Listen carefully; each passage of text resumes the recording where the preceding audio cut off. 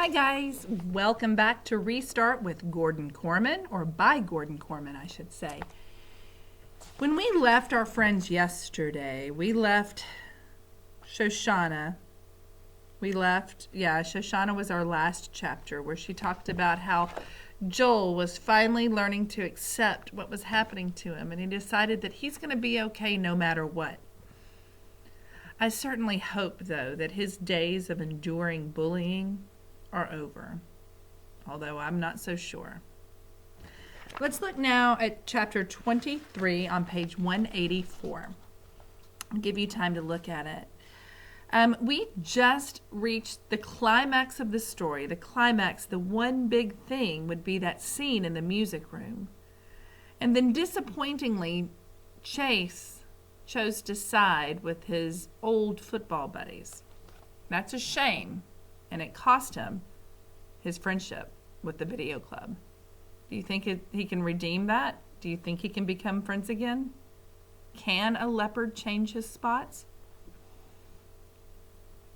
Let's find out. Page 184, Chase Ambrose. So it's Chase that's speaking.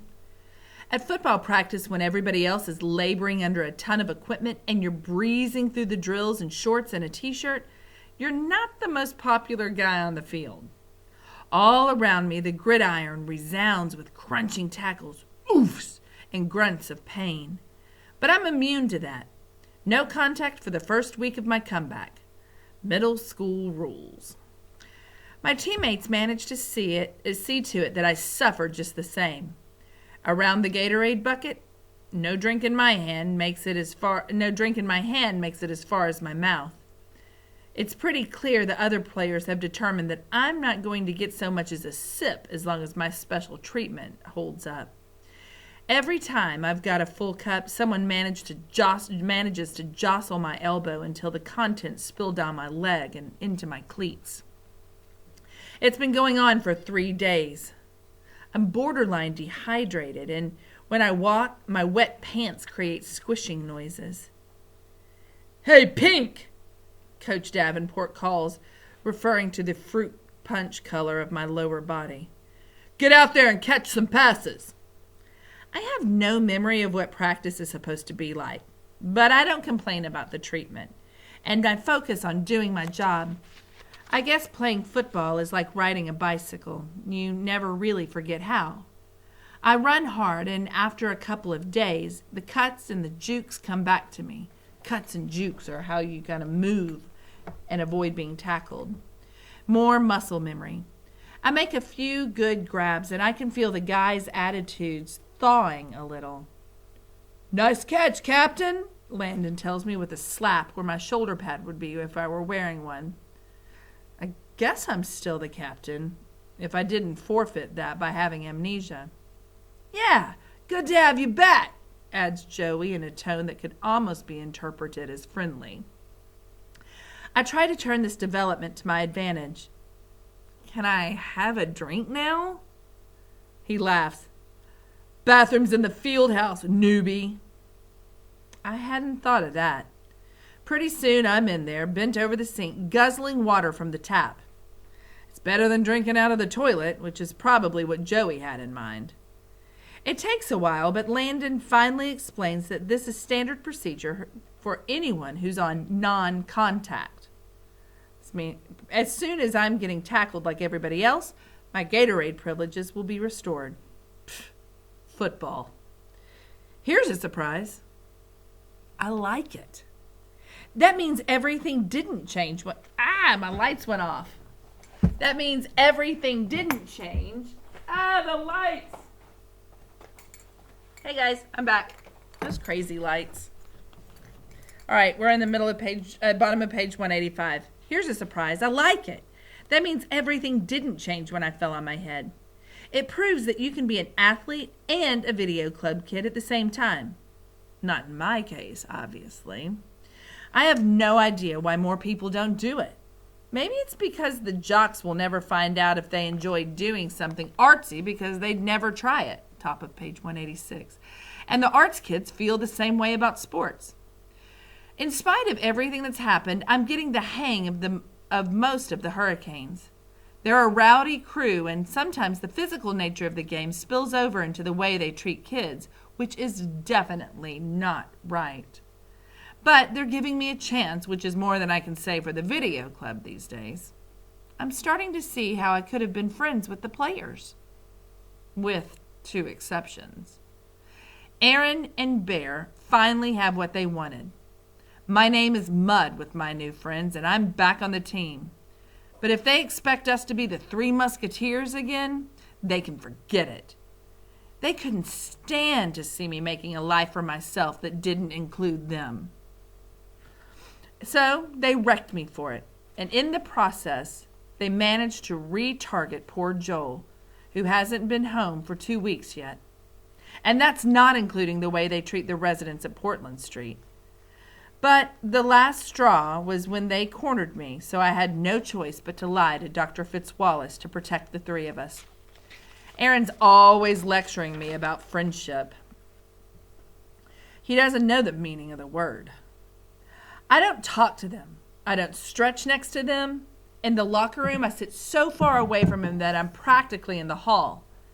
When we're on the practice field for the same drill, they get no chatter from me. Not even eye contact. The other Hurricanes have started to notice, but they think it's funny.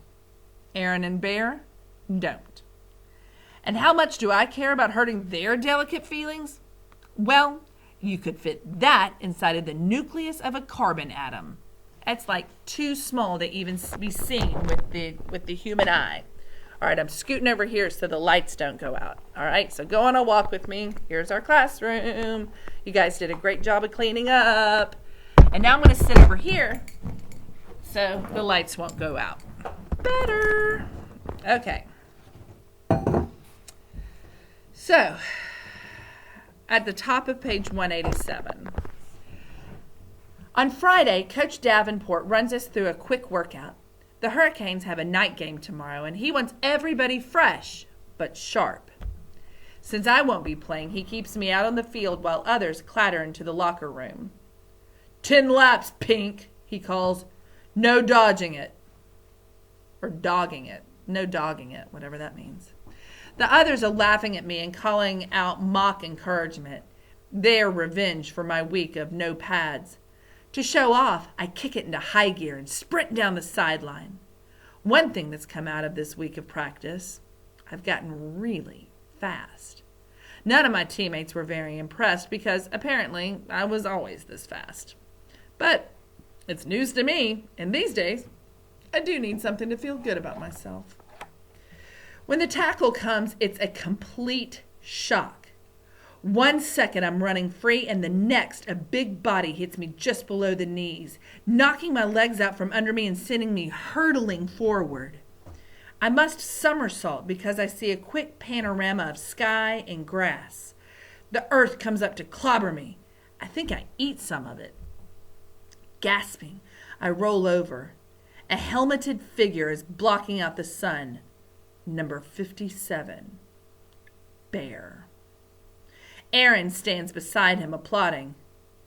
How's that for non-contact? Bear spits. I don't answer. I can't. The wind is totally knocked out of me. I just lie there, wheezing. Oops, he goes on, fake apologetic. I think that might have been contact. It's so confusing with you lately, Ambrose. Top of page 188.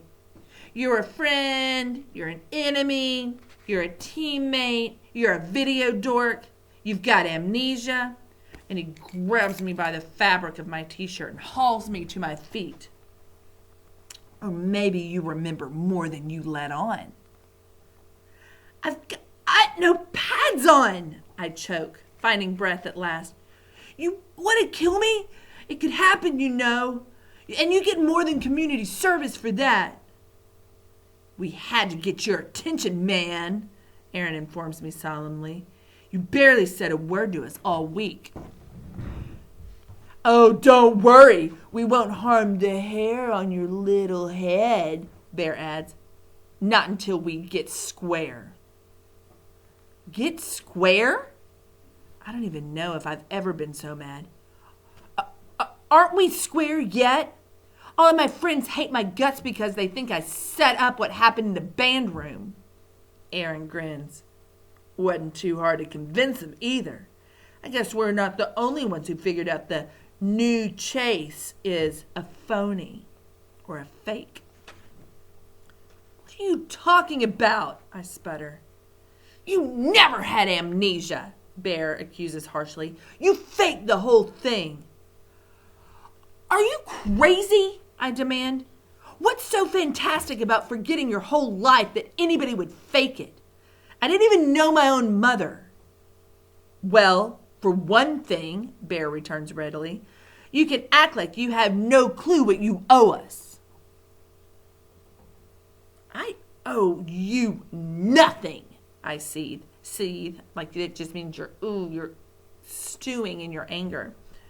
The fact that I used to be friends with you guys makes me sick. If you think you can push me around the way that you do everybody else, think again. There's still enough of the old Chase left to take you on. You're lucky I don't go straight to the cops and rap you out for swiping Mr. Solway's medal. They stare at me in surprise. I can feel the advantage shifting to me, so I don't let up. Yeah, geniuses! I figured that out by watching you prowling the halls of Portland Street, taking advantage of the people you're supposed to be helping. Give me credit for having the brains to see who's sleazy enough to steal from a war hero who's too frail to even look after his stuff. Bear is still staring, but slow understanding is dawning on Aaron. You really do have amnesia, he tells me. Yeah, so you don't remember. We didn't jack that medal. You did. Rage floods through me. I rear back my fist to take a swing at him, and before I can act, though, the memory flashes in my brain. The triangular case is on the dresser, flipped open to reveal the gleaming 5-pointed Medal of Honor at the end of its blue-spangled ribbon. A hand reaches down for it. It's my hand. I am totally appalled, yet it makes perfect sense. Aaron and Bear are the worst people I know, but they weren't always a twosome. They had a ringleader, Chase Ambrose. And in those days, if they were low, he was lower. Even before the memory returned, I should have known I did it. Bear's words break into my horrified thoughts. Ha ha! That's right, Boy Scout. This one's on you. You didn't even wait until the old Dumbledore was out of the room. As soon as his back was turned, you snatched it and tossed the case into the closet. It's worth big money, and you owe us our share. 3-way split. That was our deal, Aaron confirms. If we were sentenced to the Graybeard Motel, at least we were going to get something out of it. I don't have it. Bear's brow darkens. Don't lie, man. I saw you jam it in your pocket and walk out of the building.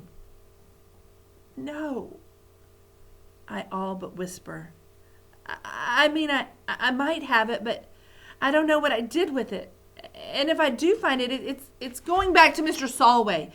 Maybe I used to be a crook, but I'm not one anymore. Aaron steps forward. Fine. You're better than us now. You're a saint. But when you took that medal, that was the old you and the old rules. So it belongs to the three of us. You can't do anything without our okay, and we don't give it. He looks totally serious, like a lawyer reading a contract. You make a move without us, and you will regret it, Bear adds threateningly. I regret that I ever met you guys, I shout, hoarse with emotion. I wheel away from them and flee for home, not even stopping in the locker room to shower and change. I have to put as much distance as possible between myself and those two. As I run, hot tears of shame are streaming down my face. Since my accident, I've heard a lot about the person I used to be.